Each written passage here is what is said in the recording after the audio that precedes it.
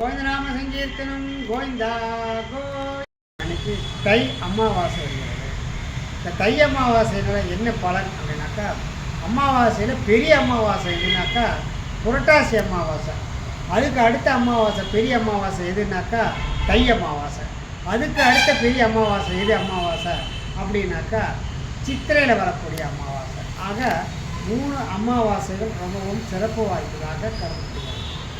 அந்த சமயம் பிதுக்களுக்கு நாம் ஏதாவது செஞ்சோம்னாக்கா நம்மளுடைய பாவத்திலிருந்த பாவங்கள் குறையும் என்று சொல்கிறாங்க. ஏன்னா எத்தனையோ மக்களுக்கு இன்னும் இதுக்கு அவேர்னஸ் வரல, என்ன செய்யறதுன்னு தெரியல. அமாவாசை அன்னைக்கு தர்ப்பணம் கொடுக்கணும் அப்படின்னு மட்டும்தான் சொல்கிறாங்களே ஒழிஞ்சு அந்த தர்ப்பணத்தை எப்படி செய்கிறது, தர்ப்பணத்தை நாம் செய்ய முடியுமா, இல்லை நமக்கு அந்த இது இருக்குதா என்ன அப்படிங்கிறது யாருக்கும் தெரியறதில்ல. ஆனால் ஒன்று செய்யலாம், தர்மம் செய்யலாம், தானம் செய்யலாம். இதுதான் அமாவாசையினுடைய பலன். அப்போது நம்ம என்ன செய்யலாம் அப்படின்னாக்கா, நம் தாய் தந்தை இறந்திருக்காங்க அப்படின்னாக்கா அவங்களுடைய முதல் மகன், அதாவது மூத்த மகன், அவர் தான் கிருமிகள்லாம் செஞ்சிருப்பார். அந்தப்பட்ட மகனாகப்பட்டவர் அவர் ஒரு அந்தணருக்கு கொடுக்கக்கூடிய ஒரு 5-6 பொருட்களை பற்றி நான் சொல்ல போகிறேன். என்ன தந்தால் அந்த ஆத்மா சாந்தியடையும், நம்ம செய்யக்கூடிய பாவங்கள்லேருந்து விடுபடலாம் அப்படிங்கிறதெல்லாம் இந்த வீடியோ மூலிமா உங்களுக்கு தெரிவிக்கிறதுக்கு கடமைப்பட்டிருக்கேன். முதலாவதாக நம்ம பிதுக்களை பேர்களை சொல்லி அந்த அந்தணர் கையில் வெத்தலை, பாக்கு, பழம், தேங்காய், பச்சரிசி, பாசிப்பருப்பு, இஞ்சி, அப்புறம் வாழைக்காய், பாவக்காய், புடலங்காய், பீர்க்கங்காய், அந்த மாதிரிப்பட்ட கொடிக்காய்கள், அவரைக்காய், அப்படிப்பட்ட கொடிக்காய்களை கொடுத்து நான் ஒரு தட்சணை வச்சு, நம்மளால் முடிந்த ஒரு தட்சணை, அது எவ்வளோ வேணாலும் வைக்கலாம், அதுக்கு அளவே இல்லை. நாம் தாய் தந்தையருக்கு கொடுக்க போகிறோம். அதை நம்ம மனசில் வச்சுட்டு அவங்க பேரை சொல்லி, அவங்களுடைய திதி தெரிஞ்சால் திதியை சொல்லி அந்த அந்தணர் கையில் கொடுத்து வணங்குவோமே. ஆனால் நம் பாவங்களிலிருந்து நாம் விடுபடலாம் என்பது நிறுத்தியான கருத்து. இது சிவமயம் மற்றும் ருக்மணி சத்யபாமா அமைப்புகளுக்கு நான் இதை பகிர்வதற்கு விரும்புகிறதில் மிகவும் பெருமைப்படுகிறேன். என்னென்னா, நான் ஒரு அந்தணன் அப்படிங்கிற ஒரு விஷயத்தில் உங்களுக்கு சொல்வதற்கு எனக்கு ஒரு பூரண அதிகாரம் இருப்பதை எண்ணிக்கொண்டு நான் இந்த விஷயத்தை எடுத்துக்கொண்டு வருகிறேன். இந்த நதிகளின் பக்கத்தில் கொடுக்கும்போது ஒரு மடங்கு பலன், ஒரு கோவிலில் கொடுக்கும்போது ஒரு பலன், ஒரு வீட்டில் கொடுக்கும்போது ஒரு பலன், ஒரு ஆசிரமம் அதாவது ஒரு மடங்கள் அங்கே கொடுக்கும்போது ஒரு பலன், இப்படியாக பல பலன்களை நமக்கு கொடுக்கும். இது இப்போ நம்ம எங்கே கொடுக்குறோன்னா, ஒரு கோவிலில் கொடுத்தா 1000 மடங்கு பலன் சொல்கிறாங்க. கோவிலில் கொடுத்தா 1000 மடங்கு பலன். அப்படின்னா என்ன 1000 மடங்கு பலன்னா என்ன விஷயம் அப்படின்னு கேட்டோம்னா, நம்மளுடைய கர்மங்கள் 1000 மடங்கு குறையுதுன்னு சொல்கிறாங்க. அந்த பிதுக்கள் ஆசீர்வாதம் பண்ணாலே போதும்.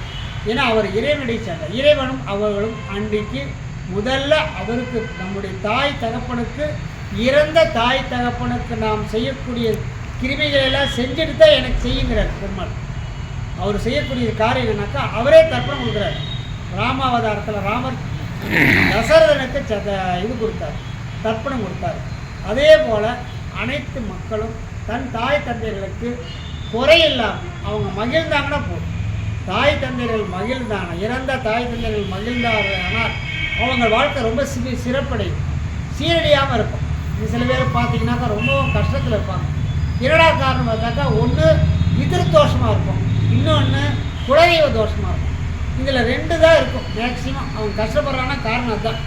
ஏன்னா அவன் ஆரம்ப காலத்திலேருந்து அவன் தாய் தந்தைகளுக்கு அவன் இறந்த பிறகு ஒன்றும் செய்யாது இருந்திருப்பான்.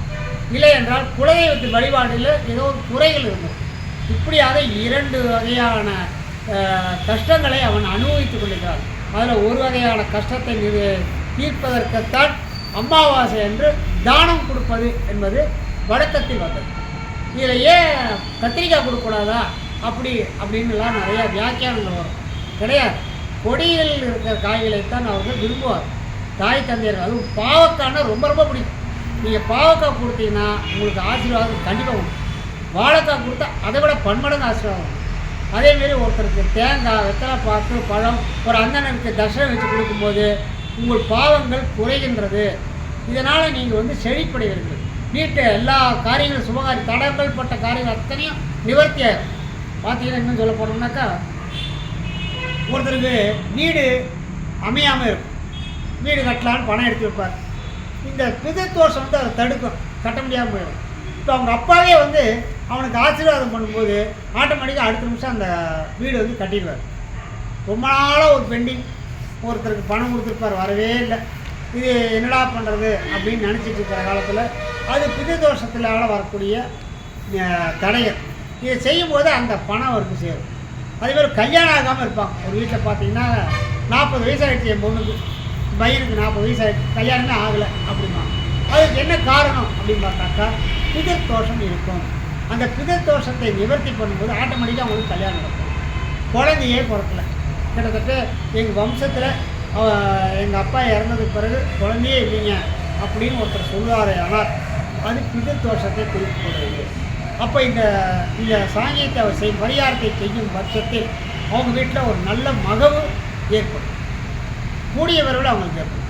இந்த மாதிரியான நிறைய விஷயங்களுக்கு நான் சொல்லிகிட்டே போகலாம். இது தை அமாவாசை ரொம்ப ரொம்ப விஷயம். இதான் பெரிய அமாவாசை.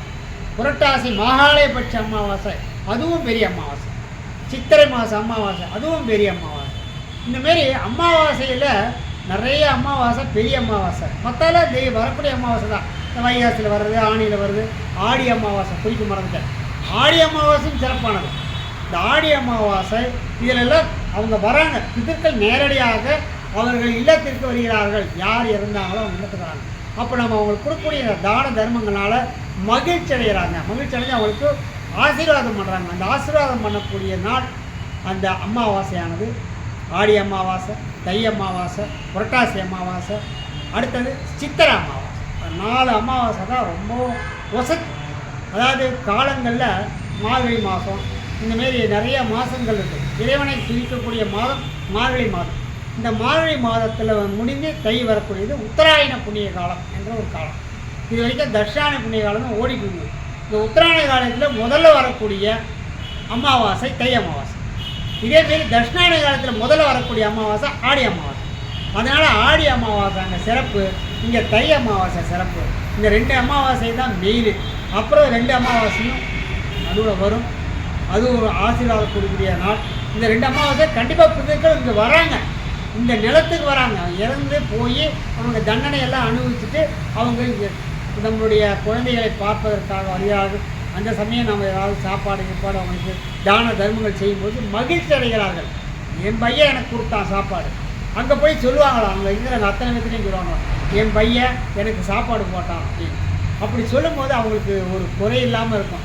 எப்போவுமே யாருக்குமே குறை இல்லாமல் செஞ்சாக்கா அவங்க நம்மளை மதிப்பாங்க, அது அவங்களுக்கு ஆசீர்வாதம் கிடைக்கணும்.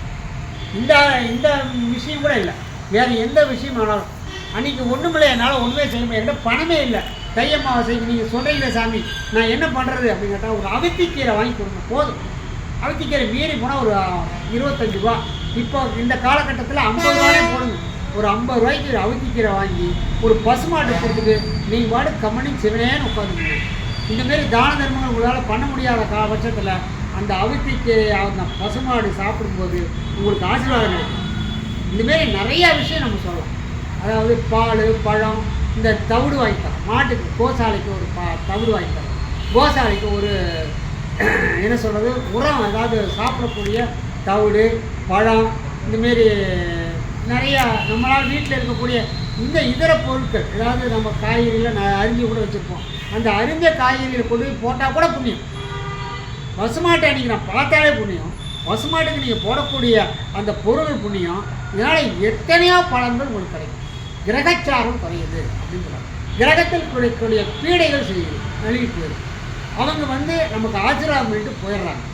அதோட இறைவனுடைய ஆசீர்வாதம் எப்படி அப்படின்னு பார்த்தாக்கா இவங்க தான் இறைவன் அப்படின்னு அவங்க நினைக்கிறோம். ஏன்னா நம்ம சொல்லுவோம் தெய்வத்திரு அப்படின்னு போடுவோம். எல்லா இதுலேயும் பார்க்கும்போது இறந்தவங்களும் தெய்வத்திரு, தெய்வம் திரு, திருநா பெருமாள், தெய்வம், தெய்வத்தோடு இவங்க சேர்ந்துட்டாங்க. அதனால் இவங்களும் தெய்வத்தினுடைய ஒன்றி போனவர்கள் தான். அதனால் அவங்களும் சேர்ந்து ஆசீர்வதிக்கும் போது இறைவனும் அவர்களும் ஆசீர்வதிக்கும் போது நம்முடைய நிலைமை எங்கேயோ போகும். அதனால் தர்மம் செய்யுங்க, தானம் செய்யுங்க, எல்லாம் செய்யும்போது உங்களுக்கு அத்தனை ஐஸ்வர்யங்களும் கிடைக்கும் சொல்லி சர்வத்திர கோவிந்தநாம கோவிந்தா கோவிந்தா.